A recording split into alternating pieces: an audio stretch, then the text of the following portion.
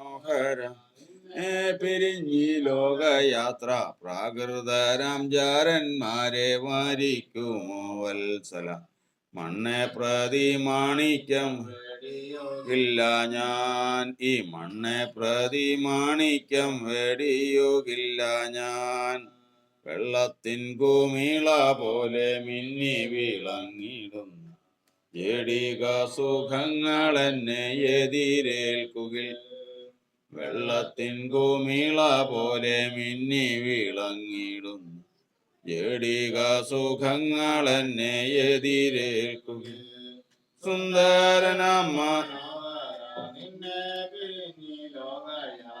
പ്രാകൃതരാം ജാരന്മാരെ വാരിക്കുമോ വത്സല മണ്ണെ പ്രതി മാണിക്യം വെടിയുകില്ല ഞാൻ ഈ മണ്ണെ പ്രതി മാണിക്യം വെടിയുകില്ല ഞാൻ. കർത്താവിൻ്റെ പരിശുദ്ധ നാമത്തിന് മഹത്വമുണ്ടാകട്ടെ. നാം കർത്താവിൻ്റെ വചനത്തിൽ നിന്ന് കേട്ടുകൊണ്ടിരിക്കുകയായിരുന്നു. ഉപവാസവും പ്രാർത്ഥനയുമായി നമ്മൾ കർത്താവിന്റെ സന്നിധിയിൽ മക്കളെ മുടക്കുമ്പോൾ ദൈവം നമുക്ക് വേണ്ടതൊക്കെയും സമയാസമയങ്ങളിൽ നൽകി തരുവാനും നമ്മുടെ പ്രയാസപ്പെടുത്തുന്ന വിഷയങ്ങളിൽ നിന്നും ഭാരപ്പെടുന്ന വിഷയങ്ങളിൽ നിന്നൊക്കെയും നമുക്ക് വിടുതൽ നൽകി ദൈവഹിത പ്രകാരം വഴി നടത്തേണ്ടതിന് വേണ്ടി നാം ജാഗരിക്കുകയാണ്. ദൈവത്തിൻ്റെ വചനം നമ്മെ പഠിപ്പിക്കുന്നത് ഒരു സമൂഹത്തിൽ വഷളത്വം പ്രബലപ്പെടുമ്പോൾ ദൈവം അത് നോക്കി കാണുകയാണ്. എന്നാൽ ദൈവം അതിൻ്റെ സമയത്ത് അതിൽ ഇടപെടും. അതിന്മേലൊരു ന്യായവിധി ദൈവം നടത്തും. അതിനുവേണ്ടി ദൈവം നോക്കിക്കൊണ്ടിരിക്കുന്നുണ്ട്. എന്നാൽ അതിനു മുമ്പേ തന്നെ ദൈവം ശുശ്രൂഷ ഏൽപ്പിച്ചിട്ടുള്ള പക്ഷപാതം ചെയ്യുന്നവരുണ്ട്.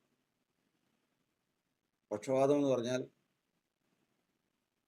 റെക്കമെൻഡേഷൻ എന്ന് നമ്മൾ നാടൻ രീതിയിൽ പറയും.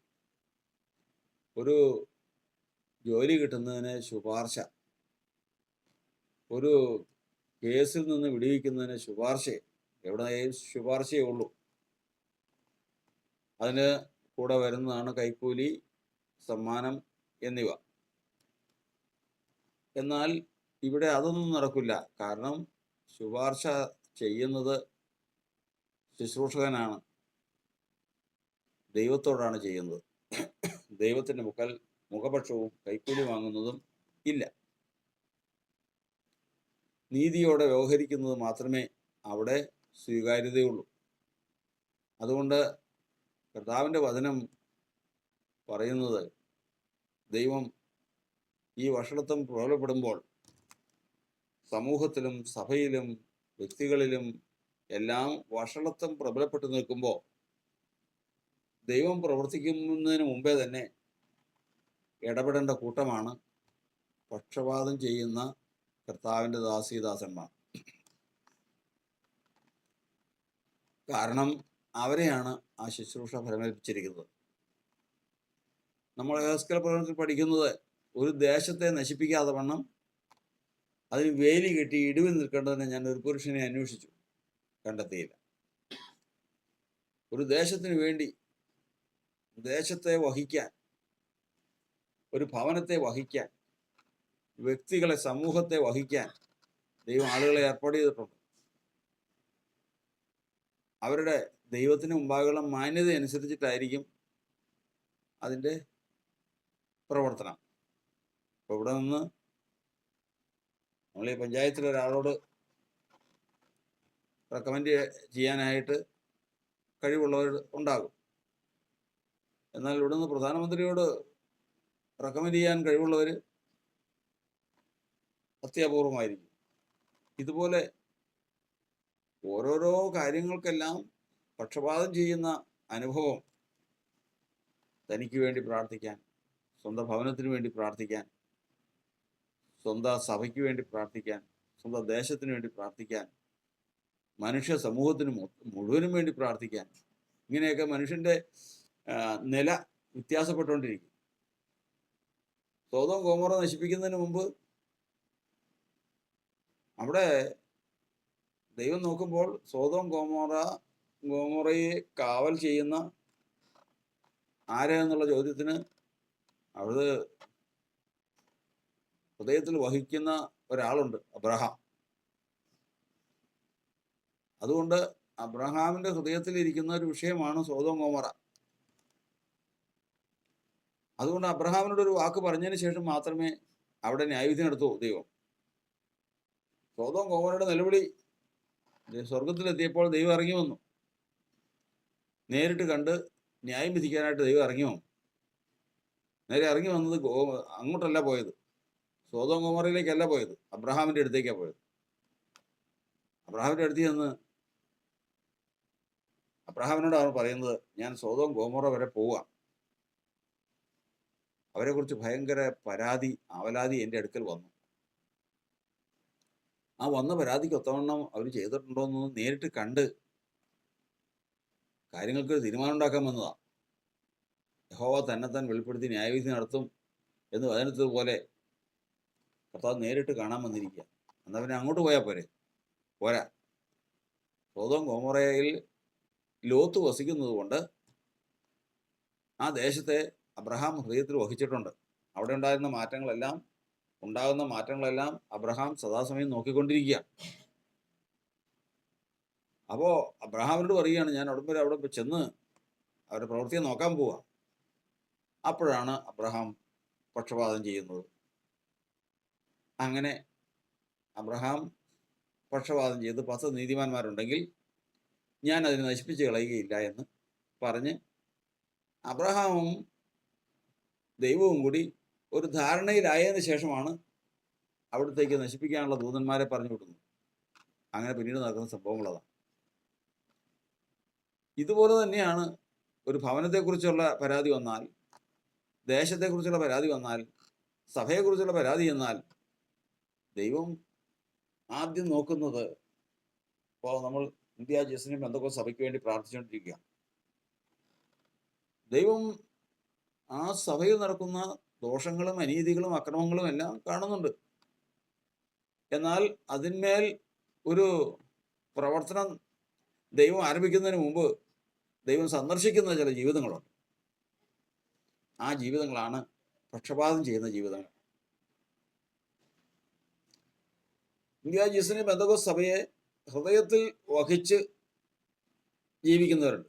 എങ്ങനെ വഹിച്ച്? വെറുതെ വഹിച്ചാൽ പോരാ, പിന്നെയോ യെരൂശലേമിനെ എൻ്റെ മുഖ്യ സന്തോഷത്തെക്കാൾ വിലമതിക്കുന്നു എന്ന് വചനത്തിൽ നമ്മൾ പഠിക്കുന്നത് പോലെ തങ്ങളുടെ ഹൃദയത്തിൽ ദൈവസഭ എന്ന് പറയുന്നത് മറ്റെന്തിനേക്കാൾ വലുതായിട്ട് കരുതുന്ന കുറച്ച് ജീവിതങ്ങളുണ്ട്. എല്ലാവരും ഇല്ല, വളരെ കുറച്ചുള്ള ജീവിതങ്ങൾ. അവരുടെ പ്രത്യേകത എന്ന് പറയുമ്പോൾ അതെങ്ങനെയാ ബന്ധം ഉണ്ടാവുന്നത്? ഞാൻ യെരൂശലേമിനെ അല്ലെങ്കിൽ എൻ്റെ സഭയെ എൻ്റെ മുഖ്യ സന്തോഷത്തെക്കാൾ, എനിക്കൊരു കുഞ്ഞുണ്ടെങ്കിൽ ഞാൻ അതിനോട് ഏറ്റവും വലിയ സ്നേഹമാണ്. അതിനേക്കാൾ കൂടുതലായിട്ട് ഞാൻ എൻ്റെ സഭയെ കണക്ക് കൂട്ടണമെങ്കിൽ ഞാനും സഭയും തമ്മിലുള്ള ബന്ധം എന്തായിരിക്കണം? അതെങ്ങനെയാണ് അത് ഉണ്ടാകുന്നത്? അതിന് വേറെ ഒരു നിവൃത്തിയില്ല. വചനം പറയുന്നത്, ദൈവത്തിൻ്റെ വചനത്തിൽ നമ്മൾ പഠിക്കുന്നത് എഫേസ്യ ലേഖനം 2-ാം അധ്യായത്തിൽ എഴുതിയിരിക്കുന്ന പോലെ കൃപയാൽ അതിക്രമങ്ങളാലും പാപങ്ങളായാലും മരിച്ചവരായിരുന്ന നിങ്ങളെയും ഉയർപ്പിച്ച് ക്രിസ്തുയേശുവിനോടുള്ള വാത്സല്യത്തിൽ നിങ്ങളെ സ്വർഗസ്ഥലത്തിൽ ഇരുത്തിയിരിക്കുന്നു. അപ്പം നമ്മൾ രക്ഷിക്കപ്പെട്ടവൻ്റെ പ്രാണനെ കൊണ്ടുപോയി സ്വർഗസ്ഥലത്തിൽ ദൈവം ഇരുത്തും. സ്വർഗസ്ഥലം എന്ന് പറഞ്ഞാൽ സ്വർഗീയ സിയോനിൽ, സ്വർഗീയ യെരൂശലേമിൽ കൊണ്ടുപോയി ഇരുത്തും. അങ്ങനെയാണ് ഒരു സ്ത്രീ വേദനപ്പെട്ട് നിലവിളിക്കുന്നുവെന്ന് സ്വർഗത്തിലേക്ക് നോക്കി വെളിപ്പാട് പുസ്തകം 12-ാം അധ്യായത്തിൽ നമ്മൾ വായിക്കുന്നത്. അതാണ്. അതിനകത്ത് നമ്മൾ വളർച്ച പ്രാപിച്ചുകൊണ്ടിരിക്കുക, നമ്മുടെ പ്രാണൻ വളർന്നുകൊണ്ടിരിക്കുക. നമ്മളിവിടെ കാണുന്നു, നമുക്ക് വലിയ മാറ്റമൊന്നുമില്ല. പക്ഷേ നമ്മൾ ചെയ്യുന്ന ഓരോ പ്രവൃത്തിയും, നീതി പ്രവൃത്തികളും, നമ്മുടെ ആത്മീയ വളർച്ചയും എല്ലാം വെളിപ്പെടുന്ന ഒരു ഇടമുണ്ട്, അത് സ്വർഗത്തിലാണ്. അതുകൊണ്ടാണ് കർത്താവ് പറഞ്ഞത്, സഭയ്ക്ക് ദൂത് എഴുതുമ്പോൾ ഞാൻ നിന്റെ പ്രവൃത്തി എൻ്റെ ദൈവത്തിൻ്റെ സന്നിധിയിൽ പൂർണ്ണതയുള്ളതായി കണ്ടില്ല. പ്രവൃത്തി നീ ഭൂമിയിലാണ് ചെയ്യുന്നത്. ദൈവം യേശു നോക്കുന്നത് എവിടെയാണ്? സ്വർഗത്തിലാണ്. ഭൂമിയിൽ ഉണ്ടാകുന്ന പ്രവൃത്തിക്ക് തക്കവണ്ണം സ്വർഗത്തിൽ മാറ്റം വന്നുകൊണ്ടിരിക്കും. ഇതുപോലെ ആരുടെയെല്ലാം പ്രാണൻ കർത്താവ് വീണ്ടെടുത്ത് സ്വർഗസ്ഥലങ്ങളിൽ ആക്കി വെച്ചിട്ടുണ്ടോ, ആ ചിന്താഗതിയിൽ പ്രവർത്തിക്കുന്നുണ്ടോ, ജീവിക്കുന്നുണ്ടോ, അവരും സഭയുമായിട്ടുള്ള ബന്ധം, അവരും സിയോനുമായിട്ടുള്ള ബന്ധം, അവരും യെരൂശലേമുമായിട്ടുള്ള ബന്ധം എന്ന് പറയുന്നത് എല്ലാറ്റിനേക്കാളും വലിയ സന്തോഷമാണ്. അതുകൊണ്ട് ഒരു കുഞ്ഞിനെ സംബന്ധിച്ച് ലോകത്തിലെ എത്ര സൗന്ദര്യമുള്ള മാതാപിതാക്കന്മാരും എത്ര പണമുള്ളവരും എത്ര കഴിവുള്ളവരും ആരോഗ്യമുള്ളവരും ഈ ലോകത്തിലുണ്ടെങ്കിലും ഒരു കുഞ്ഞിനെ സംബന്ധിച്ചിടത്തോളം അവൻ്റെ എല്ലാം അവൻ്റെ മാതാവാണ്. ഇതുപോലെയാണ് ദൈവസഭയും ഒരു ദൈവത്തിൻ്റെ പൈതലുമായിട്ടുള്ള ബന്ധം. ഈ ഒരു ബന്ധത്തിലിരിക്കുമ്പോൾ അവനെ ആരും പഠിപ്പിക്കേണ്ട. അവൻ്റെ ഹൃദയത്തിൽ ദൈവസഭയുണ്ട്, ദൈവസഭ ഉണ്ട്. ഒരമ്മയും കുഞ്ഞും തമ്മിലുള്ള ബന്ധം പോലെ ദൈവസഭയും അവനുമായി ഒരുമിച്ച് ചേർന്ന് യാത്ര ചെയ്യുകയാണ്. അതിന്മേൽ അളവ് കുറിക്കാൻ ആരുമില്ല. അതിനോടൊപ്പം ഞാൻ സഭയുടെ അങ്ങേയറ്റത്തെ ആളാണ് എന്നെല്ലാം പറഞ്ഞാൽ ഇതൊന്നും നടപ്പാകുന്ന കാര്യമല്ല.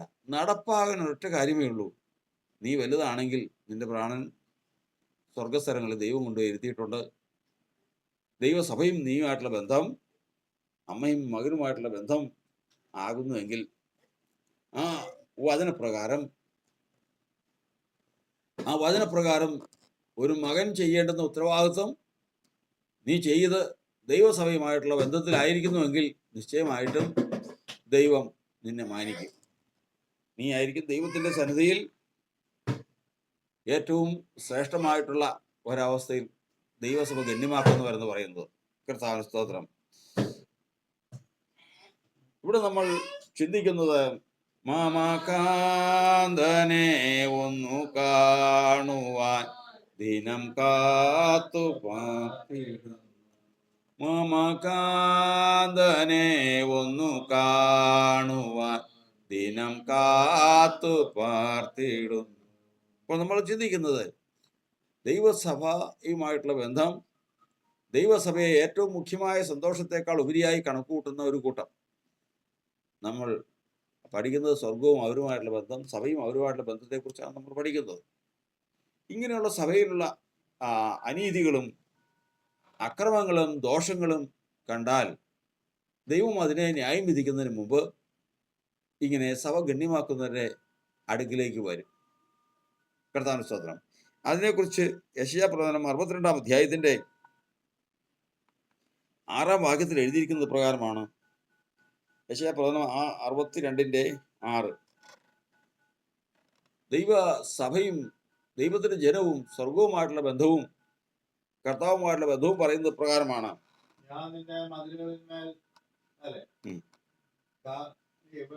ഞാൻ നിന്റെ മതിലിന്മേൽ കാവൽക്കാരെ ആക്കിയിരിക്കുന്നു. അവർ രാവോ പകലോ ഒരിക്കലും മിണ്ടാതിരിക്കുകയില്ല. യഹോവയെ ഓർപ്പിക്കുന്നവർ, അതായത് ഈ പക്ഷപാതം ചെയ്യുന്നവർ എന്ന് പറയുന്നത് നമ്മൾ പറഞ്ഞ ഭാഗമാണ്. ദൈവത്തെ ഓർപ്പിക്കുന്നവര്, യഹോവയെ ഓർപ്പിക്കുന്നവരെ നിങ്ങൾ സ്വസ്ഥമായിരിക്കരുത്.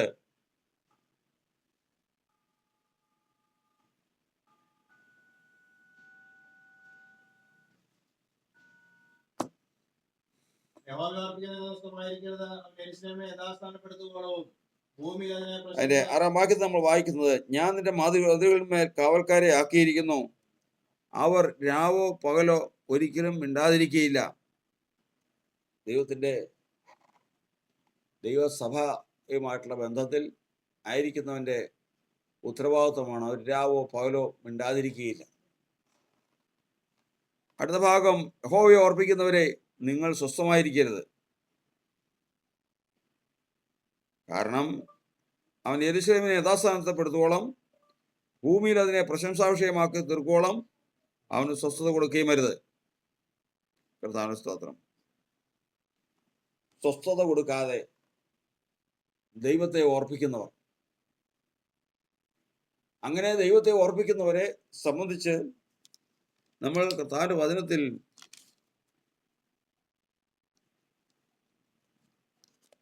യെശയ്യാപ്രവചനം 59 അധ്യായത്തിൽ വായിക്കുകയാണ്. നീതിയും ന്യായവും നഷ്ടപ്പെട്ട ഒരു സമൂഹത്തെ കുറിച്ച് എഴുതിയിരിക്കുന്ന ഭാഗമാണ് 59:14. അങ്ങനെ ന്യായം പിന്മാറി നീതി അകന്നു നിൽക്കുന്നു, സത്യം വീഥിയിൽ ഇടറുന്നു, നേരിന് കിടപ്പാൻ കഴിയുന്നതുമില്ല. ഒരു സമൂഹത്തിന്റെ കാര്യമാണ്. ധാർമ്മിക അധപതനം വന്ന ഒരു സമൂഹത്തിൽ, ഒരു സഭയുടെ വിഷയം തന്നെ കൂട്ടിക്കോ, അത്രമാത്രം അധപ്പതിച്ചു പോയി അവിടുത്തെ ധാർമ്മിക മൂല്യം. ദോഷം വിട്ടകലുന്നവൻ കവർച്ചയായി ഭവിക്കുന്നു. ആരെങ്കിലും നേരോടെ നടക്കുന്നുണ്ടെങ്കിൽ അവനെ തകർത്ത് കളവാൻ അവിടെ സംവിധാനമുണ്ട്. യഹോവ അത് കണ്ടിട്ട് ന്യായമില്ലായ്ക നിമിത്തം അവന് അനിഷ്ടം തോന്നുന്നു. ദൈവത്തിന് അനിഷ്ടമായി. കുറെ നാളായി ഈ കൂട്ടത്തിൽ നീതിയില്ല, ന്യായമില്ല, ദൈവഭയമില്ല.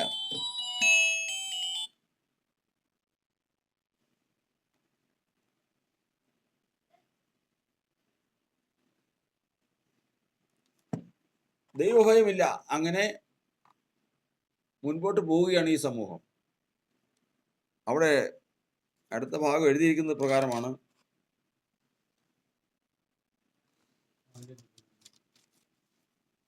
അതുകൊണ്ട് അവൻ ആരുമില്ലെന്ന് അവൻ കണ്ടു, പക്ഷപാതം ചെയ്യുവാൻ ആരുമില്ലായികയാൽ ആശ്ചര്യപ്പെട്ടു. പക്ഷപാതം ചെയ്യാൻ ആരുമില്ലായികയാൽ ആശ്ചര്യപ്പെട്ടു. ഒരാൾ പോലും ഇല്ലല്ലോ. കാരണം കർത്താവ് ഏൽപ്പിച്ചിരിക്കുന്ന, കർത്താവ് ആ ദേശത്തിന് വേണ്ടി ഇടിവിൽ നിൽക്കാൻ ഏൽപ്പിച്ചിരിക്കുന്ന ഒരാൾ പോലും പക്ഷപാതം ചെയ്യാനില്ല. അതിന് ആശ്ചര്യം തോന്നി. അതുകൊണ്ട് ആ സ്വന്തം ഭുജം തന്നെ അവന് രക്ഷ വരുത്തി. കർത്താവിന് സ്തോത്രം. ദൈവം തൻ്റെ സഭയ്ക്ക് വേണ്ടിയിട്ടും തൻ്റെ ജനത്തിന് വേണ്ടിയിട്ടും പ്രവർത്തിക്കുന്ന പ്രവൃത്തിയാണ് അവിടെ നാം കാണുന്നത്. ദൈവം പക്ഷപാതം ചെയ്യുവാൻ, ഹൃദയത്തിൽ വഹിക്കാൻ ദൈവം നിശ്ചയിച്ചിട്ടുള്ള ജീവിതങ്ങൾ യഥാസമയം എഴുന്നേറ്റ് അത് ചെയ്യുമ്പോൾ ദൈവം സന്തോഷിക്കുകയാണ്. കാരണം അവരുടെ പ്രതിഫലം വളരെ വലുതാണ്. അതിനുവേണ്ടി പക്ഷപാതം ചെയ്ത് നിൽക്കാൻ അവർക്കാണ് അതിൻ്റെ ഉത്തരവാദിത്വം. നമ്മൾ സംഖ്യാപുസ്തകത്തിൽ വായിക്കുന്നത് ഫിനെഹാസ് എഴുന്നേറ്റ് ശിക്ഷ നടത്തി. ഫിനെഹാസ് അന്ന് ആ പ്രവൃത്തി ചെയ്യാൻ മനസ്സ് വന്നില്ലായിരുന്നെങ്കിൽ, അങ്ങനെ ഒരു ബുദ്ധി ഫിനെഹാസിന് ഉദിച്ചില്ലായിരുന്നെങ്കിൽ ഇസ്രായേലിൽ എത്രയോ പേർ ദൈവകോപം നിമിത്തം നശിച്ചു പോകുമായിരുന്നു. എന്നാൽ അവൻ ആ തക്ക സമയത്ത് എഴുന്നേറ്റ് അത് പ്രവർത്തിച്ചു. നെഹമ്യാവ് മതിൽ പണിതിനെ കുറിച്ച് നമ്മൾ കേട്ടതുപോലെ തന്നെ ഹൃദയത്തിൽ തീരുമാനമുള്ളതും ദൈവം ഏൽപ്പിച്ചിട്ടുമായ ഹൃദയങ്ങൾ ദൈവിക ശുശ്രൂഷയ്ക്ക് വേണ്ടി എഴുന്നേറ്റ് അത് ചെയ്യുന്നു. ദൈവം അവരെ ശക്തിപ്പെടുത്തണം. ദൈവം അവരെ ശക്തിപ്പെടുത്തട്ടെ. ദൈവകരങ്ങളിലേക്ക് നമുക്ക് സമർപ്പിച്ച് പ്രാർത്ഥിക്കാം. പരിശുദ്ധനായ ദൈവമേ, സ്വർഗസ്ഥ പിതാവേ, ഈ നല്ല സമയത്തിനായി ഞങ്ങൾ കർത്താവിനെ സ്തുതിക്കുന്നു. കൃപയാൽ ഞങ്ങളെ ഇത്രത്തോളം നടത്തിയ ദൈവം ഇന്നും മാറ്റമില്ലാത്തവനായി കൂടെ ഉള്ളതുകൊണ്ട് കർത്താവിനെ സ്തുതിക്കുന്നു. കർത്താവെ, പൈശാചിക ശക്തികൾ പ്രാർത്ഥനയ്ക്കും ശുശ്രൂഷകൾക്കും എല്ലാം എതിരായി നിൽക്കുമ്പോൾ ദൈവം ഇടപെട്ട് കർത്താവെ പൂർണ്ണമായൊരു സമാധാനവും സ്വസ്ഥതയും ആശ്വാസവും വരുത്തി തരേണ്ടതിന് വേണ്ടി ഞങ്ങളിതാ ദൈവത്തിൽ പ്രാർത്ഥിക്കുന്നു. സഭയെ ഓർക്കണമേ, താൻ ജനത്തെ ഓർക്കുമാറാകണമേ. എല്ലാവരോടും കർത്താവ് ഇടപെടുമാറാകണം. നന്മകൾക്കായി സ്തോത്രം. പ്രാർത്ഥിക്കാം. അവസാനമായിട്ട് പ്രാർത്ഥിക്കാം.